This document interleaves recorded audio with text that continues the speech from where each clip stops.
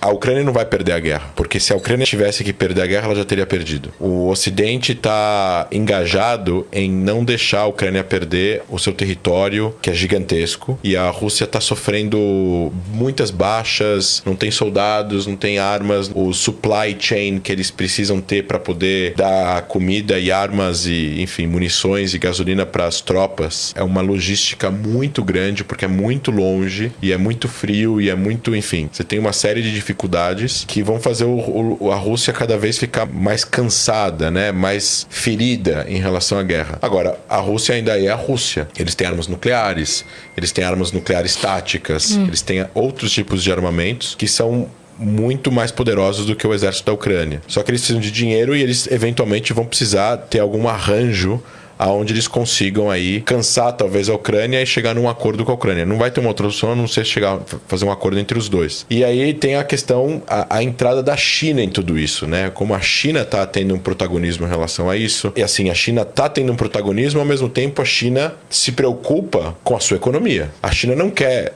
ter sanções econômicas do mundo. Primeiro que ela tem uma preocupação, isso é uma coisa da China, de estabilidade política. E para ter estabilidade política, para ela poder ter os seus parceiros econômicos, porque ela tem um PIB de 14 trilhões de dólares. Então, é a segunda economia do mundo e ela quer estabilidade porque ela precisa disso, né? Porque ela tem 1,5 bilhão de pessoas.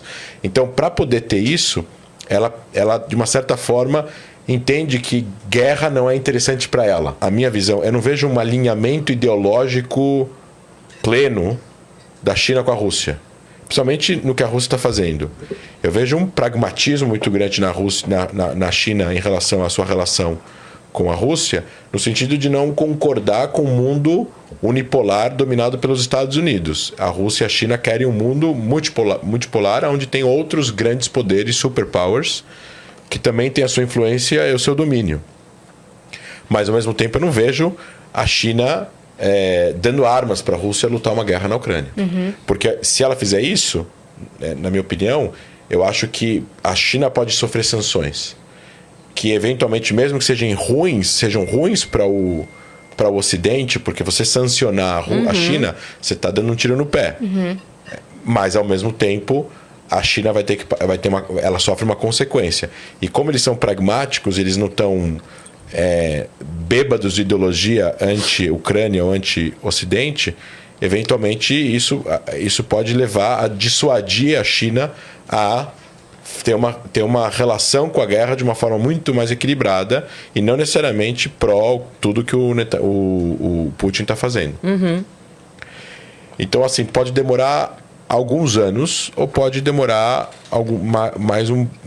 Assim, eu não acho que a guerra vai acabar no próximo ano. Mas também não acho que ela vai durar 10 anos. Ela já durou 1 ano. Ela pode durar mais 1, mais 2 anos. De uma intensidade muito baixa. Até se chegar um momento... E assim, muita coisa pode acontecer. Pode acontecer alguma revolução interna. O Putin pode...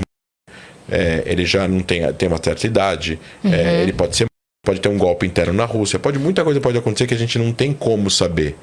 Porque essa previsão é uma previsão... alguém imaginou que ia ter uma revolução no Egito, que a família Mubarak, que dominou o país por 40 anos, ia cair? Ninguém imaginou uma coisa dessa. Alguém imaginou que os Estados Unidos iam sair do Afeganistão do jeito que saíram e o Talibã ia entrar em 1 semana? Ninguém imaginou. Então essas coisas, assim como na década de 30, ninguém imaginou que a Alemanha ia invadir a Polônia. E invadiu. Então não tem como prever essas coisas.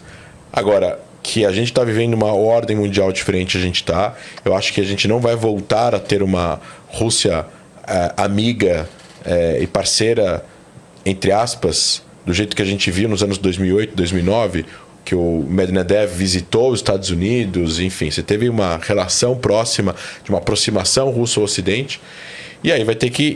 E eles se provocaram vários países europeus que não eram membros da OTAN de entrar para a OTAN por medo da Rússia.